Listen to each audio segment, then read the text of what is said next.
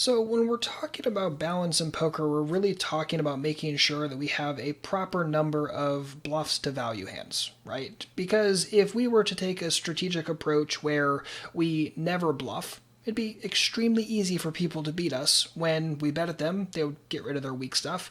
And when we check, well, they know that we probably have air and they would just attack us. So that's pretty darn unbalanced. It's very, very easy for someone to identify that and take advantage of it. On the other hand, if we were to bluff like every single time, well, there's a lot more bluff combos in most of our ranges than value combos, and as such, it'd be very easy for our opponents to just continue hero calling us a ton of the time and call us with thinner and thinner hands and beat more and more of our bluffs, and again, very, very easy to identify, very, very easy to take advantage of. So when we're talking about balance, we're talking about making sure that our ranges have a proper number of value hands to bluff hands and kind of thinking about that density and making sure that it's appropriate. So instead of getting into something, because this is a very, very complex topic, right? And the way that you balance in situations is going to be vastly different on so many different metrics, whether that's what street you're on, or the bet size that you're using, or your opponent, or any information, or again, that list just kind of continues and continues. So the way that I kind of like to view this is through like the most simple example in the entire world. So let's just say that you're on the river and you have exactly a pot size bet left and you decide to shove, right? So in that situation, your opponent would be getting 2-1 on a call.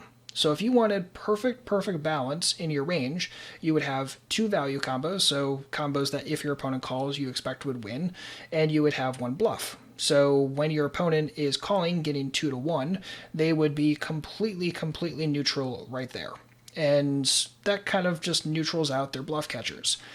So that would be perfectly balanced. Now, obviously, when we're talking about turns or we're talking about different bet sizes, then this can get a little bit wonky. But if you just kind of keep that in mind, that when you're betting, you need to have an appropriate number of bluff combos to value combos, that will keep you focused on balance as a general topic. Right? Because when you're talking about implementing or building or even just studying out GTO concepts, you're really looking at balance inherently and making sure that you do have the appropriate number of bluff combos and that when you are adding bluff combos into your range, they're the right ones at the right density and frequency, and all that can get very, very convoluted. And especially when you're looking at GTO solvers, they can get very, very, very nitty gritty.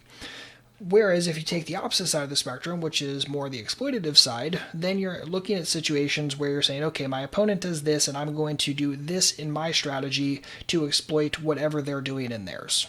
Right? So if we back up to that river example I just gave, where we're again shoving for a pot-sized bet, giving our opponent 2-1, if we think that they're going to fold all of their bluff catchers, even though we say should have this theoretical 2 value to 1 bluff range, well, if they're going to fold all their bluff catchers, then I'm highly incentivized to actually add more bluffs into my range. Because my opponent's folding too much, and the way that I can exploit them is by adding more bluffs into my range to take advantage of that. Pretty darn simple.